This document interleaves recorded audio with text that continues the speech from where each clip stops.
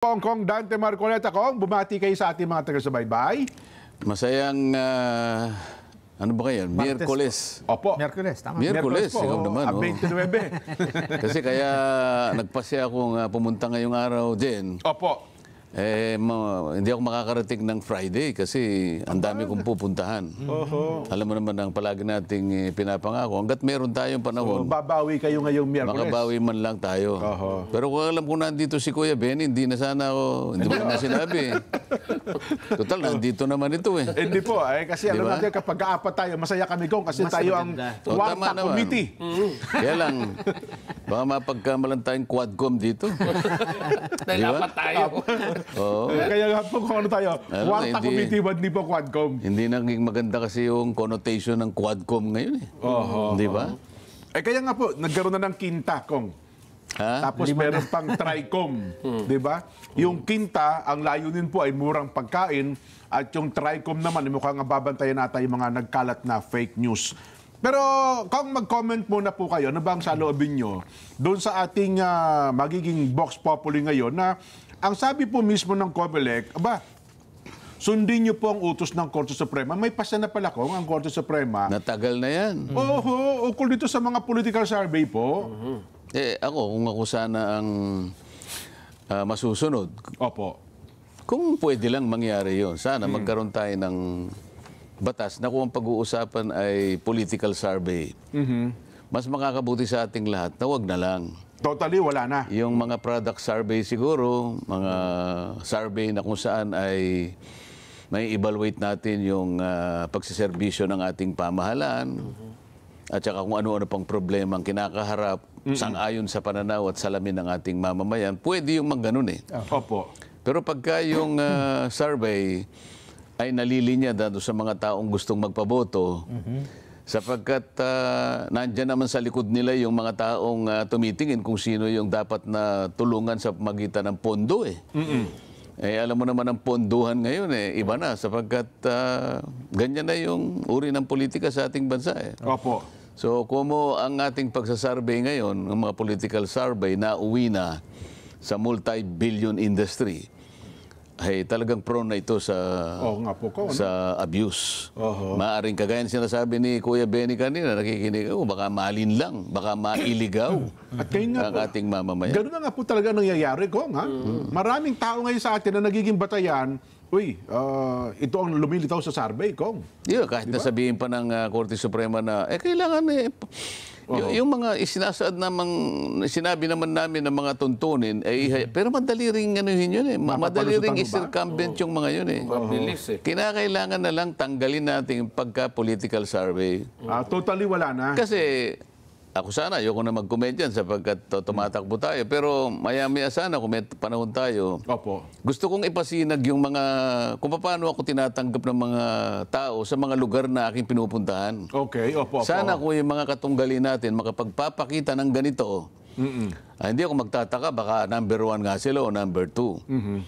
Pero wala naman silang pinakikitang gano'n sa pinupuntahan nila na nagsisigawan ng mga tao. Halimbawa, maya-maya, sana maipakita natin. Di ba? Inayos ko na po si Direk Kong. Talagang minasahe ko. Naayos mo na ba? Opo, inayos ko na po. Kamakailan, nag-birthday yan di ba? Opo. At ipapalabas natin. Para saka makita din nila Kong na ang epekto ngayon sa lokal, kayo po ang hinahanap ng tao Kong. Mukhang gusto nilang kayo ay makilala at makadaupang palad ng personal, Kong. Siguro, Kuya Benny, Jen, Nelson, kung makikita nyo lang yung text na dumarating sa akin araw-araw, kung ilang sulat ang tinatanggap ko, sa kagustuhan nila na makapagsalita ako sa harapan nila, Opo. makapagsabi ako ng mensahe. Ano bang gagawin ko kung sakasakaling ako'y maiboto? Sino ba si Dante Marcoleta? Di ba? Sa dami. Walagay ko, kahit na siguro paghati-hatiin mo yung aking katawan, hindi ko kayang puntahan lahat. Ngayon, kung ito ay indication ng mga taong gustong makilala ako, Opo. pag nag-survey naman kayo, number 52 naman ako, ba't ako pinipilit na kausapin? Ba't ako pinipilit na imbitahin? So, yung indication, iba Ayaw kayo isama sa survey Kong nakita mo ba yung pinag-uusapan? Wala rito si Kuya Benny nun Nagsisikip ang dibdib ni Nelson, Kuya Benny. Kung bakit pagkatapos maganap yung isang malaking rally, ito kamakailan lang. Opo, January 13. Nakinatampukan ng halos 2 milyon dito sa Metro Manila at kung isasama mo pa yung 12 Sites. magkakaibang lugar, Opo. tinatayang hindi bababa sa 3 milyon lahat. Akalain mo yung isa sa nagsalita doon, ni Anino hindi binanggit ng 2 dyaryong malalapad. Saan ka naman nakakita? Ang kanilang patakaran pa, yung isa ay truth shall prevail. Yung isa naman, Fearless news. balance news. Balance news. Fearless views. Pero kapag inalis mo yung isang katauhan doon na nagkaroon naman ng isang aktibong participation doon sa pagkilos na yon, palagay ko hindi truth ang nagpiprevail, Kuya Benny. Kasi magkukulang, Makikita mo yung impormasyon tsaka talagang detalye. lantarang ginagawa. Para sa ganun, maging number 52 ako. Masyado nang malalim ang nangyayari ngayon sa ating...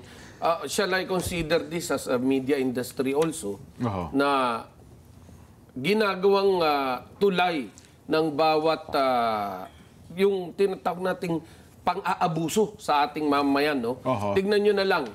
Ang gagawin, magpapakain, mamimigay ng ayuda sa isang lugar. Matapos yun, magpapagawa ng survey doon. Eh di natural, number 1 ka doon. Di ba? Kabibigay mo lang kahapon eh. Oo. Di ba? Sabay kinabukasan, survey. Yung sinabi mo na yan, napag-usapan na rin namin nila Nelson at ni Jen. Oho. Ikaw ang meron kang istasyon ng radyo malawak. Opo.